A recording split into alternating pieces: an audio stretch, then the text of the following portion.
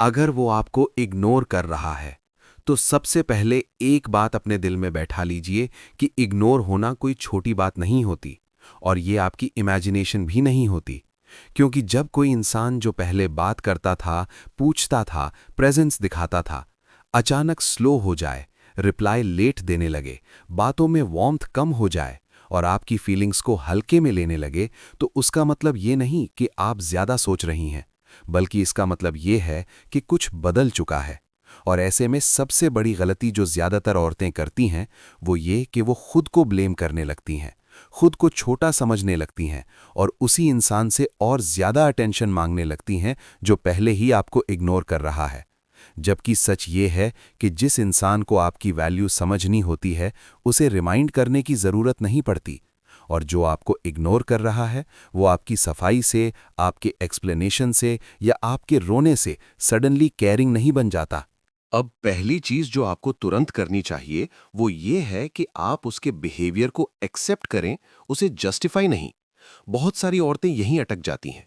वो कहती हैं शायद वो बिजी है, शायद वो स्ट्रेस्ड है, शायद वो कंफ्यूज्ड है, शायद उसके साथ कुछ चल रहा है।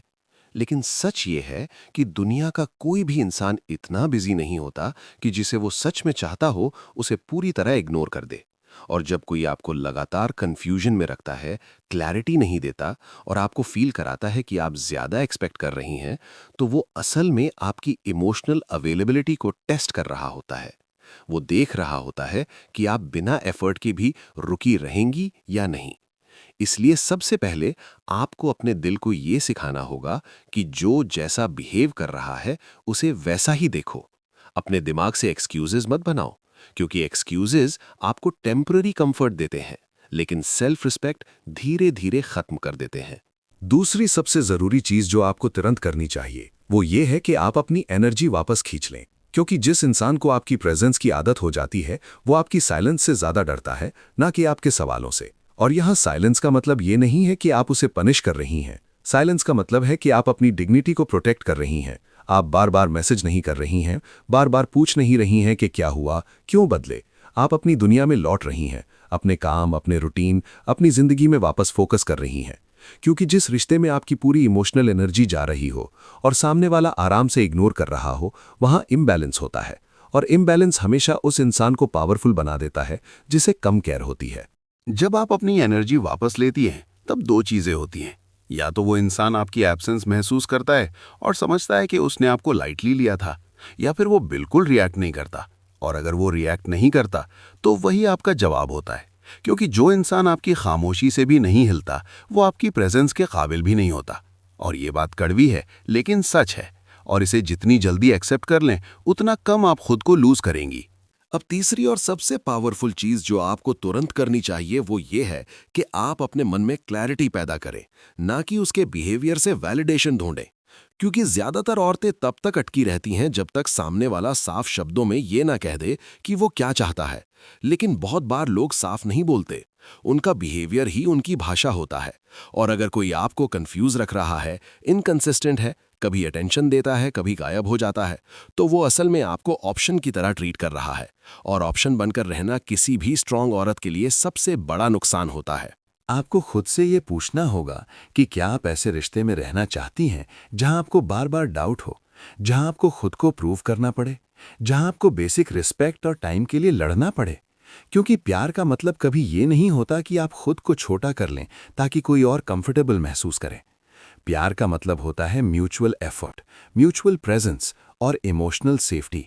और अगर ये तीनों नहीं है तो वहां प्यार की जगह सिर्फ अटैचमेंट बचता है। बहुत ज़रूरी है कि आप ये समझें कि मर्द अक्सर तब इग्नोर करने लगते हैं जब उन्हें लगता है कि सामने वाली इमोशनली ज़्यादा इन्वेस्ट हो चुकी है और उन्हें अब एफर्ट की ज़रूरत नहीं है। और यही वजह है कि जब आप अपनी लाइफ में वापस फोकस करती हैं, अपने स्टैंडर्ड्स पर खड़ी होती हैं, अपनी इमोशनल अवेलेबिलिटी को लिमिटेड करती हैं, तब या तो वो इंसान आपको नए नज़रिए से देखता है या फिर खुद ब खुद दूर हो जाता है।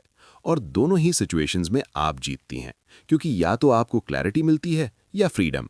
इस पूरे प्रोसेस में सबसे इंपॉर्टेंट बात यह है कि आप खुद को ये याद दिलाती रहें कि आपकी वैल्यू किसी के रिप्लाई टाइम से डिसाइड नहीं होती, आपकी वर्थ किसी के मूड पर डिपेंड नहीं करती और आपकी इंपॉर्टेंस किसी के कन्वीनियंस की मोहताज नहीं है। और जब आप ये बात सच में मान लेती हैं, तब कोई भी आपको लंबे समय तक इग्नोर करके पावर में नहीं रह सकता, क्योंकि ignoring works only on those who fear losing, not on those who know there worth. तो अगर आज कोई आपको इग्नोर कर रहा है तो पैनिक मत कीजिए, चेज मत कीजिए और खुद को दोष मत दीजिए, बल्कि रुकिए, ऑब्जर्व कीजिए, अपनी एनर्जी वापस लीजिए और खुद से ये वादा कीजिए कि आप ऐसे रिश्ते में नहीं रहेंगी जहां आपको खुद को कम साबित करना पड़े। क्योंकि जो औरत खुद को चूज करना सीख जाती है, उसे कोई भी लंबे समय तक इग्नोर नहीं कर सकता। और अगर कोई करता भी है तो वो औरत उसे अपनी जिंदगी से क्वाइटली रिमूव कर देती है, बिना ड्रामा, बिना एक्सप्लेनेशन, सिर्फ डिग्निटी के साथ। हमारा channel untold voice of women उन सभी आवाज़ों को समर्पित है जो अक्सर अनसुनी रह जाती हैं। अगर आप महिलाओं की सोच, फीमेल साइकोलॉजी, मर्दों की मानसिकता और रिश्तों से जुड़े गहरे सच को समझना चाहते हैं, अगर आप ऐसी वीडियोस देखना चाहते हैं जो आपको खुद को और अपने रिश्तों को बेहतर समझने में मदद करें, तो आप सही जगह पर हैं। हम चाहते हैं कि आप हमारे साथ इस सफ़र में जुड़ें। Untold voice of women channel को सब्सक्राइब करें और ऐसी सच्ची, गहरी और असरदार बातों का हिस्सा बने जो हर औरत के दिल की आवाज़ हैं।